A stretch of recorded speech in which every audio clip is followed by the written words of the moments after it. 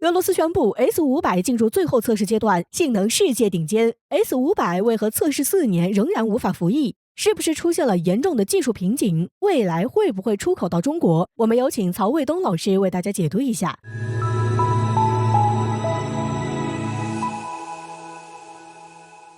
观众朋友，大家好，我是曹卫东。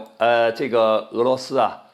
最近现在有一个重大的消息，就是普京总统宣布呢，现在他的 S-500防空反导系统已经进入到了最后的测试阶段啊。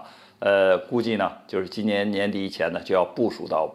部队了，因为现在它大量部署的呢是 S-400这样的防空反导系统。那么我们说，就我个人呢，在印象里边，俄罗斯的这款 S-500防空反导系统已经测试了3年了，起码2018年就开始了啊，18、19、20、21，你看看都4年了。有人会问说，这个防空反导的系统这个测试到底是多长时间呢？为什么要用3、4年的时间呢？实际上啊，如果一款武器装备啊，就是研造出来以后，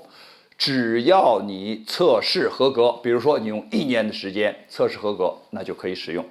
；2年的时间合格，那就2年。你要说5年都不合格，那你就接着测试去。所以测试的时间并不是一个固定的，也就是说啊，像 S-500这样的先进武器装备，一定要用3年的时间来测试，不是这样的，而是说你没有达到设计标准，所以这并不是一件好事。因为我们讲，就是 S-500是在 S-400的基础上一个升级，因为 S-400它的射程可以达到了400公里啊。那这样一个距离，在整个的就全球的这种防空反导的这种武器装备里是非常先进的。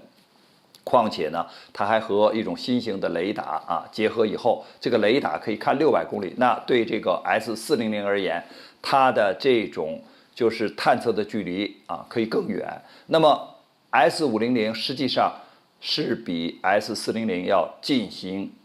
升级，也就是它射程要达到600公里。你看一下又远了200公里出去啊。那么还有一个呢，射高也是非常高的，要达到200多公里。那既然如此，说这个这么好的武器装备，那为什么不赶紧的测试装备部队啊？实际上，我认为这里边一定有瓶颈问题，因为现在 S-500它要担负的这个任务，可能对俄罗斯而言，它不但是一个防空的问题，更重要的反导的问题。因为你作为防空，现在你无非就是隐身的飞机是最难发现的，因为这个隐身飞机是低可探测型目标，就是不是你看不到它，而是说一般的飞机100-200公里以外，雷达就可以发现了。而你隐身的飞机呢，一般是20公里，就距离你20公里了，你才能发现它。那它又是超音速的，等你发现它啊报告之后，拿导弹打它的时候，它凌空已经飞过去了，所以你打不着。关键在这个问题上比较难打。但是呢，你像这个要打来袭的这个弹道导弹，它的速度太快了，所以你这个还要采取动能撞击，也就是弹头打弹头，所以这个对 S-500提出了更高的要求。所以你这就要求雷达发现的远，比如说你的导弹打到600公里，那你肯定得600公里以外就要发现目标啊，因为它打的距离都在这块儿，你必须远距离的发现，然后它是什么弹道，你要计算出来。再有一个，现在的目标还有隐身的目标怎么办？变轨的目标怎么办？所以对它的这个设计要求太高了，所以我就认为它现在之所以一试再试，就是没有达到这个设计的目标。那么如果它达到了设计目标以后，它就可能要装备俄罗斯的军队了，因为这个南部军区的司令已经说了，如果装备 S-500是先装备到南部军区啊，南部军区装备以后，那么继续装备会给哪儿部署啊？莫斯科、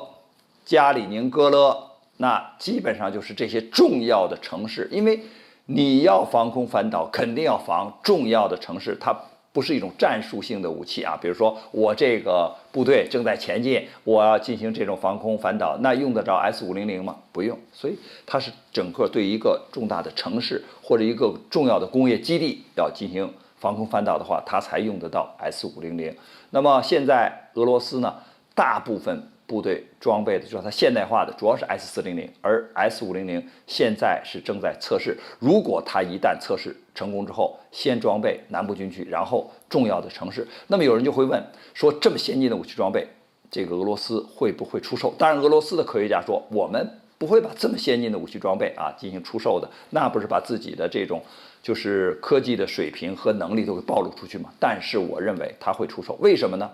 因为你这个防空反导的系统可不是你俄罗斯一家制造，比如说在这个军火市场上，为什么土耳其和印度会买 S400，不要美国的爱国者呢？对不对？就说明你的 S400比它好。如果下一步美国要改进了萨德系统还有这个爱国者系统之后，它要超过 S400呢，对不对？那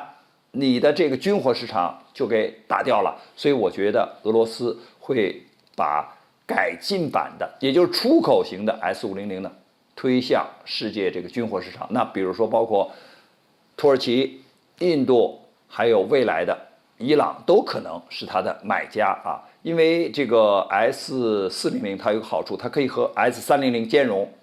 我想在 S500这个问题上，俄罗斯人一定是可以让 S500和 S300 兼容。这样的话呢，就是你过去买的武器装备仍然可以用那么新的呢，进一步的提高你的这种打击能力。所以我认为就是俄罗斯会出口就是 S500，但是现在的前提是必须要在今年年底以前测试成功，达到设计指标，不然的话，你这个一拖再拖恐怕就遥遥无期了。关于这个话题呢，我们今天就聊到这儿，感谢大家关注本栏目，我们下期节目再见。